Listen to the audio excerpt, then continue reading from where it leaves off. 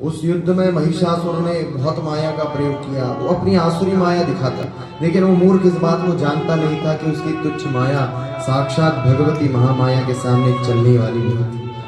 भगवती महामाया के सामने अपनी माया दिखा रहा था वो दैत्य। कभी हाथी बन जाता, कभी सिंह बन जाता, कभी भैंसा बन जाता। महिषासुर ने बहुत माया दिखाई, लेकिन महामाया के सामने उसकी माया क्या चलती। भगवती महामाया जगदम्बिका मधुपान करने लगी। एक स्वर्ण में रखे हुए पात्र में मधु था और देवी युद्ध के मध्य में ही उस मधु को पीने लगी, मधुपान करने लगी। उस दैत्य ने अपने सींगों से बड़े बड़े पर्वत उखाड़े और पर्वतों को देवी के ऊपर फेंकता जाता, और देवी अपने बाणों से उन पर्वतों को चकनाचूर करते जाती, उन पर्वतों को ध्वस्त करते रहती।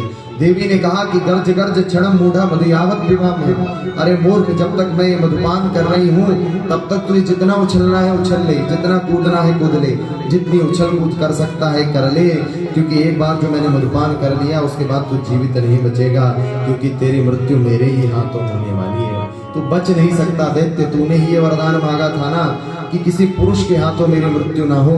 तस्मान में मरणम मरणम कामिन्या कुरु पद्मजा, स्त्रियां तो मुझे क्या मारेंगे, स्त्रियां तो शक्तिहीन होती है।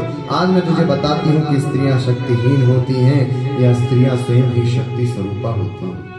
भगवती ने मधुपान किया और मधुपान करने के बाद अपने बड़े भयंकर भयंकर अस्त्र शस्त्रों से, त्रिशूल इत्यादि से उस पर वार किया। और अंत में वर्णन है देवी भागवत में कि अंत में भगवती ने एक चक्र प्रकट किया और उस भयंकर चक्र से उसके शीश को उसके धड़ से अलग कर दिया, सर काट दिया, उसका गला काट करके फेंक दिया। और जब उसका सर कटकर धड़ से अलग हुआ तो उसके शरीर से इतना भयंकर रक्त का झरना निकला, इतनी बड़ी भयंकर रक्त की धार निकली, जैसे किसी पर्वत से नदी बहती है, झरना बह करके आता है, वैसे उसके शरीर से रक्त झरझर करके बह रहा था। और सारे देवता जगदम्बिका की जय जयकार कर रहे थे। बोलिए भगवती मैया की जय।